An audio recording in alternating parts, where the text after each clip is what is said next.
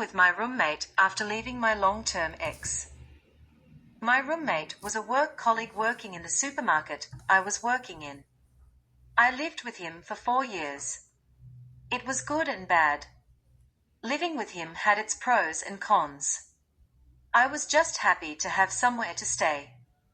I liked him a lot romantically too, but knew he was a player, so didn't end up in anything with him. When I first moved in with my roommate after leaving my ex, he was so friendly. Then he became just like my ex, cold, distant and talking bad about me to co-workers and setting them against me. He acted open and friendly until I told him everything my ex did and how he treated me. The roommate took that information like a psychopath and treated me the same way as my ex. For example, the cold shoulder treatment, no communication. Also not eating my cooking, etc. When I was staying with my roommate after leaving my ex, I didn't realize he had secret cameras in his house, which I didn't find out about them until 6 months later. One was in the lounge room. It's probably still there. It was discreetly hidden in a tiny hole he drilled in the DVD cabinet next to the TV. Also, there was one in the garage somewhere which I never found. There must have been others, I assume. He eventually told me there were more cameras when he was caught out by me for the first one that I found. There may have been one in my bedroom aircon vent because he kept coming in and opening it right in front of me when he saw it was shut. I kept it shut because of my fear of being filmed without my consent. The vent was above my bed. Once I saw a hard black object with a reflection up there and freaked out. I couldn't quite see it properly, and it was too scary to face at the time to have a look at it. When I saw it in there, I felt frozen and extremely violated. It was like something took my breath, and I couldn't breathe properly. My nostrils flared and all kinds of responses from my body when in shock. I didn't find out there was a camera in the lounge until 6 months after living there though. The only reason I found out he had one is because there happened to be a rumor at work that he had cameras. He had black crystals above his doors, so he told people that they were crazy, it was just crystals. Within the 6 months before I found out about the camera in the lounge room, we did do some sexual things together in the lounge room. Who knows what he could have done with the footage? I am scared to find out if I'm out there on Pornhub or something. I also told some family members back when I still had family in my life about the secret cameras. They didn't even care, which made me angry and made me think that I was paranoid for no reason. The whole situation was giving me anxiety. Everyone I talked to about the cameras gaslit me into thinking I was lying or that it isn't serious. I told some people at work, and my roommate must have realized, then told them about the black crystals and how I was crazy. It felt like I was talking to brick walls when I explained my experience to people. The day I found a camera was on a random day when a work colleague came over. She was in love with my roommate. That's the only reason she came over as well, not because she was my friend. We found the camera in the lounge room because we were just seeing if the rumor was true and looked around. I was so shocked when we found it. I put tape over it. She didn't care or back me up. She had rose-colored glasses on for him. She was under his spell because she was so infatuated with him. He came home later and somehow knew I put tape over the lens, which confirmed to me that he was watching me, invading my privacy. I confronted him about the camera when he brought it up. He ignored me and gave me cold shoulder when I asked questions. He just told me to take the tape off and then ignored me. I left the tape on and checked it was on every day. A few weeks later the tape was missing off it again. I confronted him again and said I could go to the police. Then he kept the tape on after that for the rest of the duration of me living there. Moved to Seaford. After about 3 years living with the roommate, I felt like I was so unwelcome because of his mind games and cold shoulder treatment. So I felt that I had to move. He made me literally feel like I had to tiptoe around and not leave one crumb of evidence that I existed. He also said to me that me living there was a cock blocker for him. That made me feel like I was in the way all the time too. He was a player and had women over when I wasn't home. I was just a burden to him. I found a unit in Seaford advertised on Facebook close to a beach, which was connected to the new landlord's unit. I couldn't believe it when I got accepted to go look at it. I was so excited, but scared as well because I had to live on my own for the first time. It was a private rental. I was financially struggling when I moved there. God provided everything I needed. He provided money for me which I received from my tax return just in time, and my electricity bill was free for 2 weeks. I always had just enough. I had my 2 original cats with me who comforted me. They didn't like it there. It was a small unit, and a huge downgrade from the bigger air-conditioned house my old roommate had. I got accepted to move in there. So, I moved in, but I realized the landlord was a control freak. I should have picked up on the red flags when I went to inspect it. I saw fleas and I asked about it because I had cats, so it was a concern. He arrogantly said over text that the unit was properly cleaned and that I should be grateful. I was desperate, so I didn't think more about it. When I moved to Seaford, the landlord guy started treating me like I was his property. He had a wife too, who lived with him right next door. He started using my workout equipment without my permission, playing around with my stuff in my unit. He told me to put my exercise equipment outside so he could use it more, but I didn't want him to, and also, I didn't want the rain to damage the equipment. He hung around and was intrusive. For example, when I bought something from Marketplace on Facebook, he would open my package in front of the guy that dropped it off. He wanted to get involved in my personal life. He took my packages too so that he could come over to give them to me, to have an excuse to see me. He was trying to make me codependent on him, but all I wanted was my privacy. He told me not to play music or movies loud. He came over and turned my radio down really quiet and told me to keep it at that volume, even though my music wasn't even loud. Also, I had music on during the daytime, not while people were sleeping. Apparently, he would hear it through the wall. The landlord at Seaford told me to go to sleep early.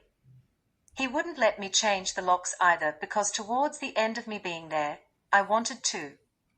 He would enter while I was at work and do things in my unit like play around with my oven pretending to fix things. The landlord would take my bins out for me. Like I said, he didn't want me to be independent.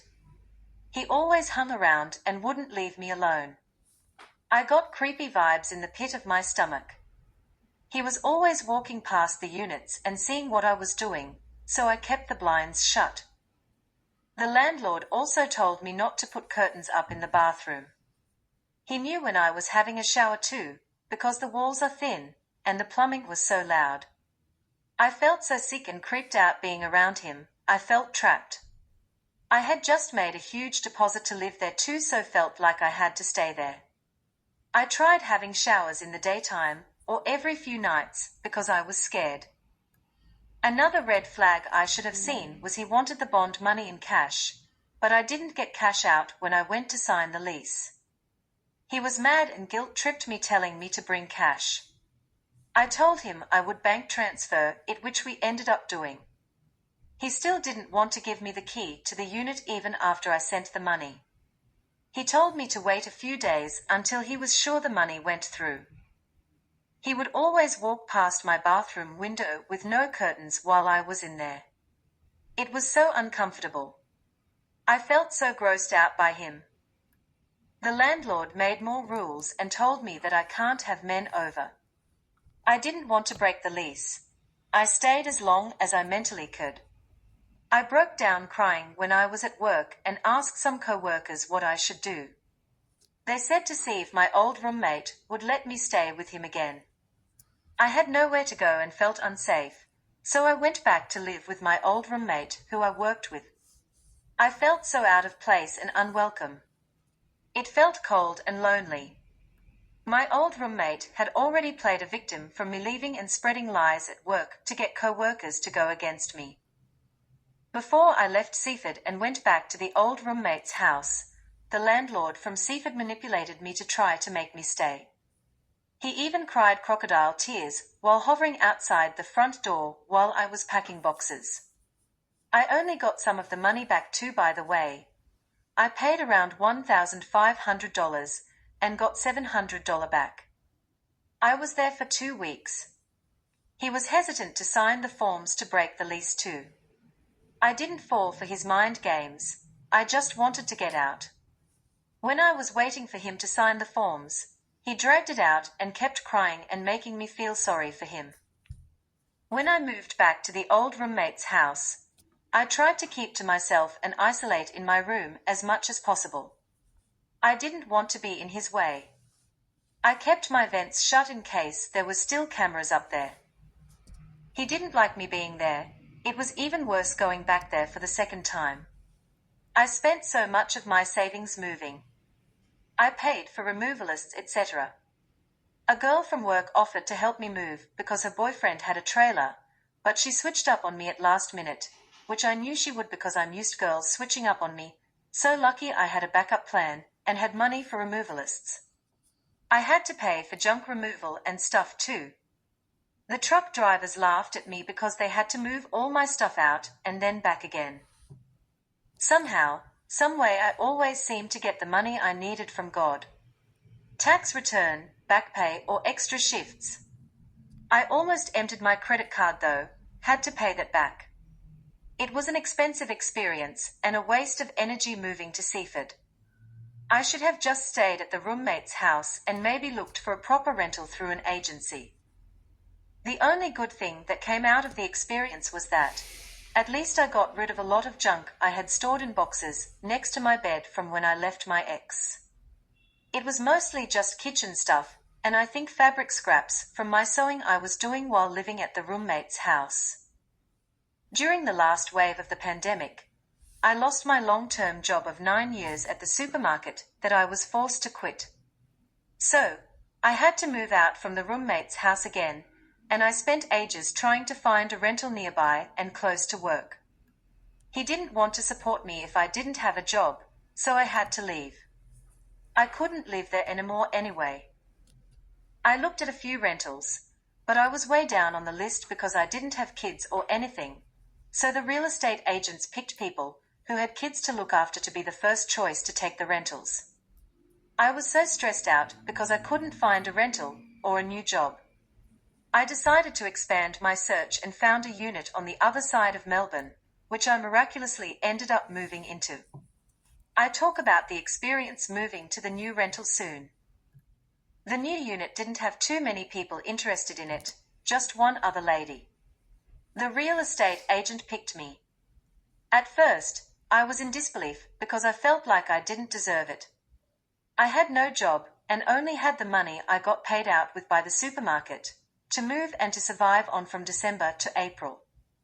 April is when Centrelink decided to pay me the whole job search amount payment, but that still wasn't enough to survive on and only paid every 2 weeks. It's hard for single people to live off welfare, who also have no support from anyone. When I moved, I had no friends or family support. All I had was me, God, and my 2 cats. When I moved, I applied for jobs straight away. I found a cash-in-hand job at a chicken takeaway shop. I was financially struggling so bad.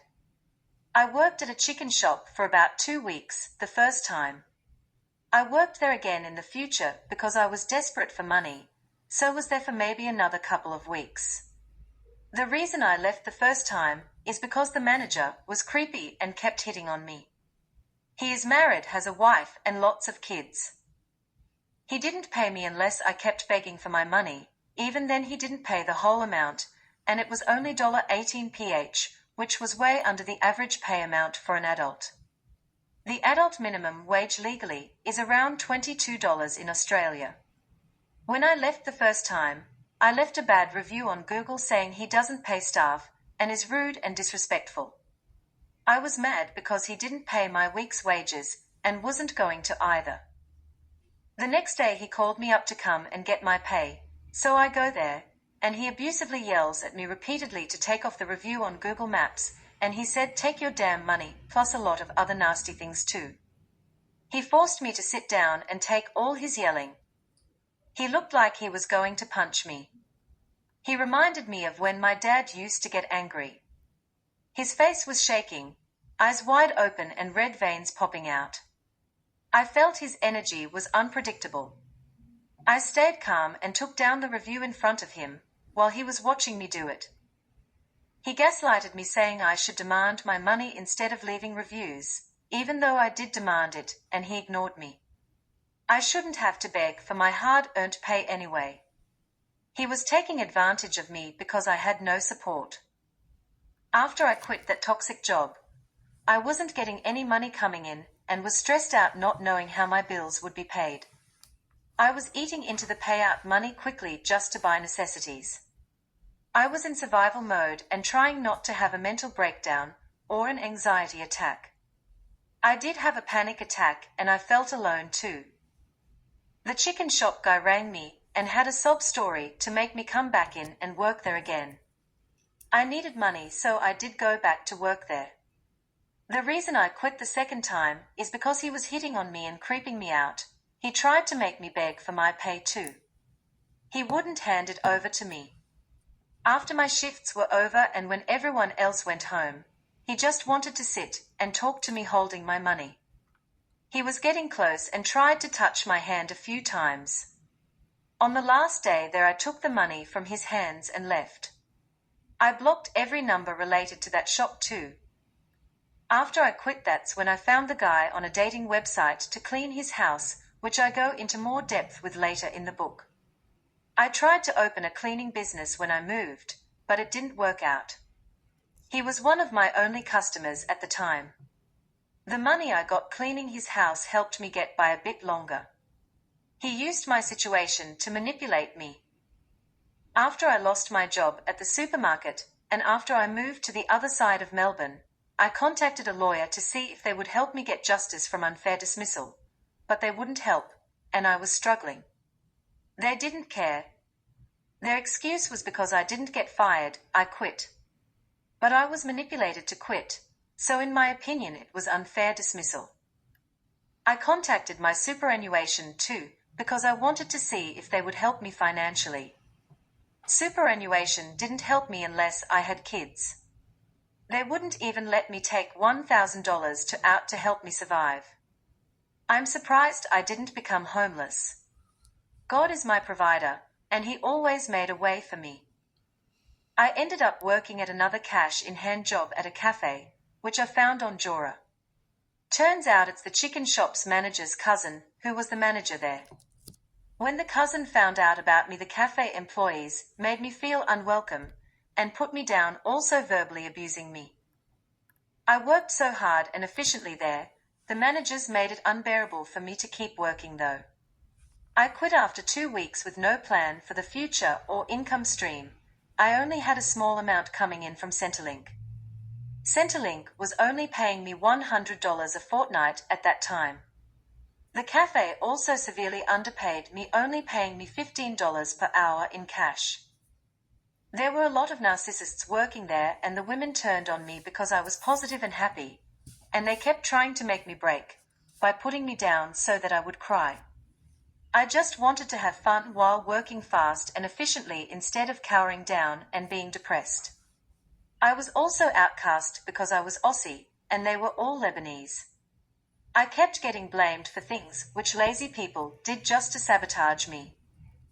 Everyone in the kitchen were arrogant, passive-aggressive, and swearing at me. I felt like I was the guy from the movie Ratatouille, how they picked on him. They also expected me to know everything when I wasn't even trained to do some things. It was so unbearable being there. I ended up leaving that toxic workplace, which once again, like all workplaces, they supported the lazy, slow staff that stood around and praised them and put me down when I was fast, efficient, and intelligent. I could only take so much. I took a leap of faith and quit because I knew I deserved better than abusive treatment, even if that meant becoming homeless. I had no job, Centrelink wasn't paying me enough, I had rent to pay, and I was in severe anxiety.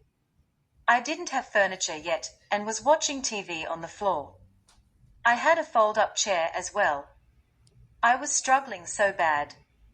I was going to the laundromat for about 6 months until I found a free washing machine on FB.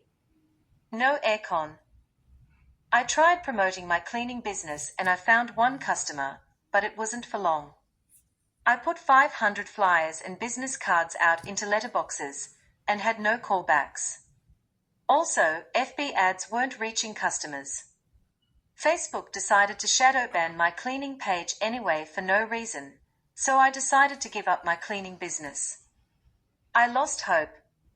I had to just struggle on minimum Centrelink payments, waiting to die. At one point I had to use all the payments straight onto rent and bills. If I didn't get a job soon, I had fears of losing stability and didn't want to become bankrupt.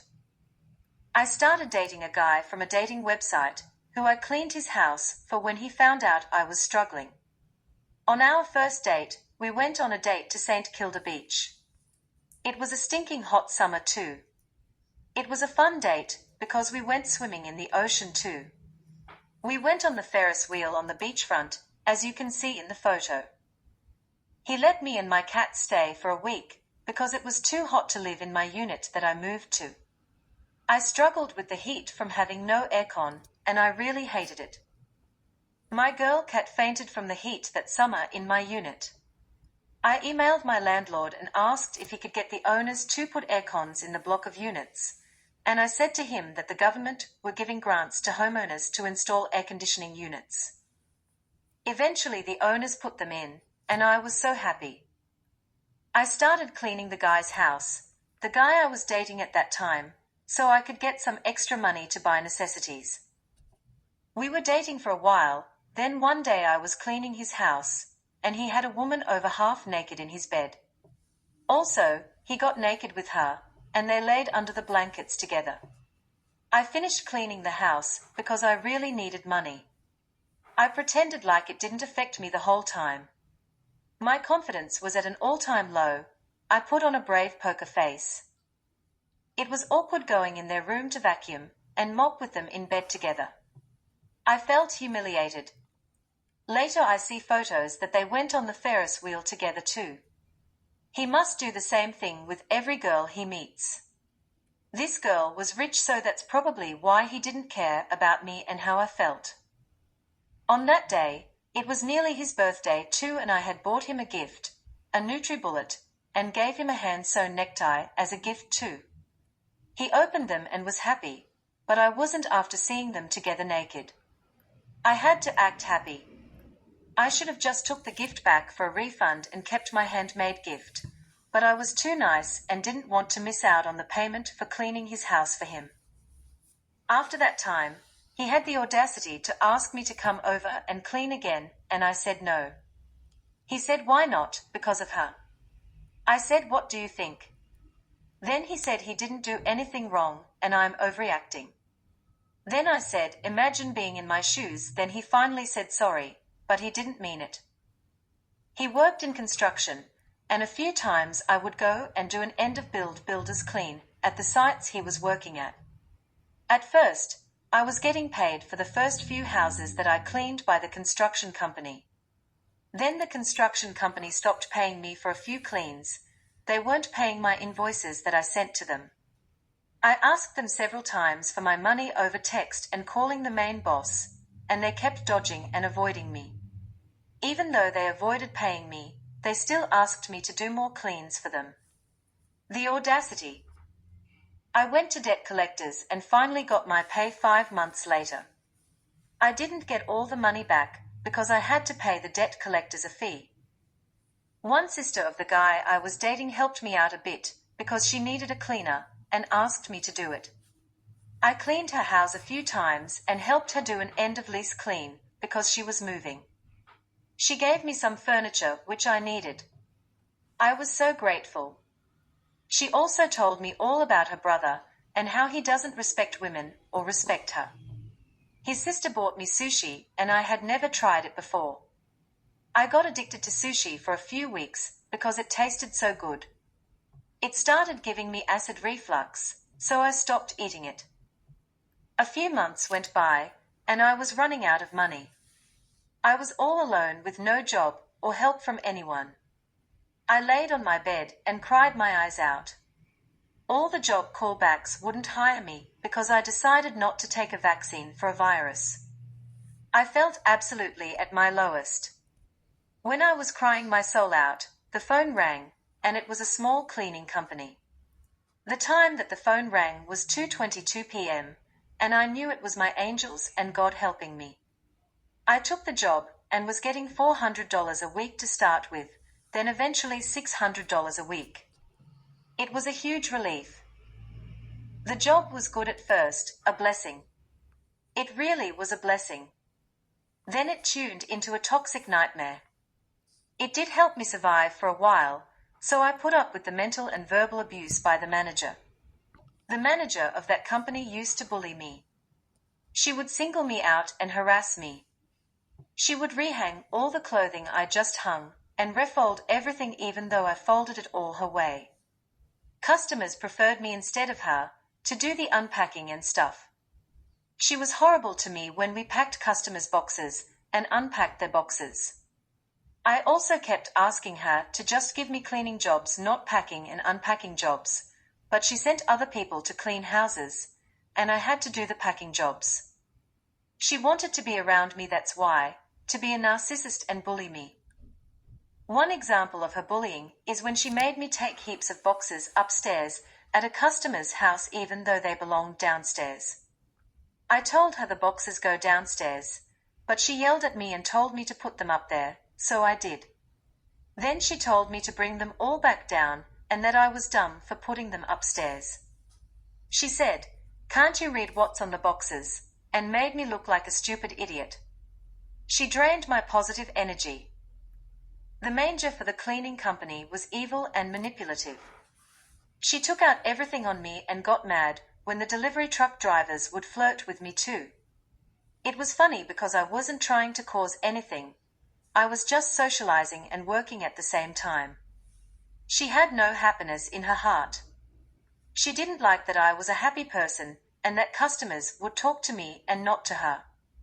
One truck delivery guy whispered something in my ear, and she witnessed it, then kept asking me what he said. After that, she got a different delivery company to drop off and pick up customers' boxes. She didn't want that guy around me again. Sometimes she would send me to jobs 2 hours away or more on purpose. She had favoritism to other co-workers, and they got to clean local houses. The bad thing about that company is that you had to work with other people sometimes, especially for the packing jobs.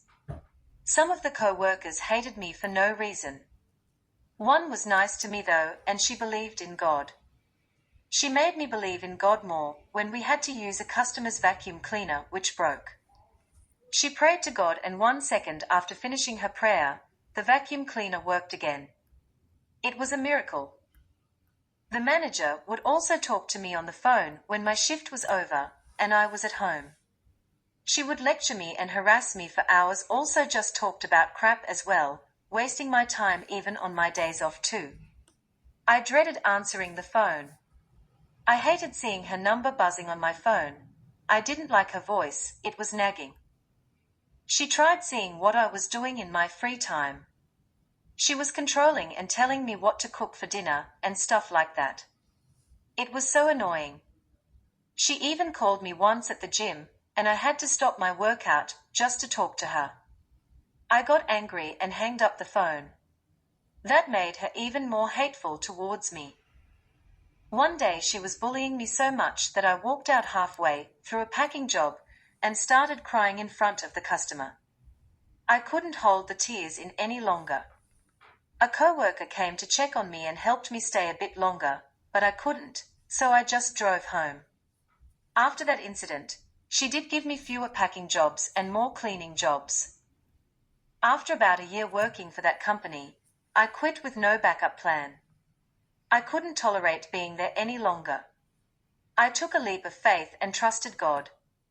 I was sick and worrying. I didn't know how I was going to survive without a job.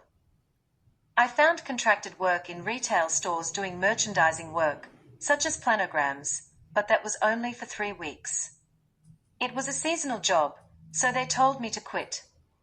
I didn't enjoy that job because a lot of it involved looking for the manager and waiting for them to sign off the jobs I did. The job was physically hard. It wasn't the worst job ever though. The ladies I worked with were dodgy and wrote false sign-in and sign-out times on the time sheets to steal money. I didn't want to be dishonest, which is another reason I didn't stay any longer. I didn't feel right stealing money for hours I didn't do no matter how desperate I was. I kept my dignity. For about 2 days I tried door dashing, but it made me want to pull my hair out. Google Maps doesn't have navigation inside shopping centers, and it stressed me out. It wasn't worth it to me either, because I felt like it didn't pay me enough for all the driving and waiting around. After that, I was jobless again, but at least Centrelink were paying me to get by at the time. It still wasn't enough for rent though, but I managed to just scrape by. I got anxiety from having no work, then God told me to look on Indeed. He just put the thought in my head. I would usually only look on Seek or Jora for jobs, but he told me to look on Indeed. That's where I found my next cleaning job. I applied for the new cleaning company. It paid more and I didn't have to work with other people. It was just cleaning and not packing, which was a relief because I hated packing after my recent experience. God helped me to have some money coming in, and the money helped me pay off a bit of my credit card too. I recently left that company after being with them for a whole year. It became toxic because of the treatment I was getting from the office ladies. I go into more depth in a later chapter.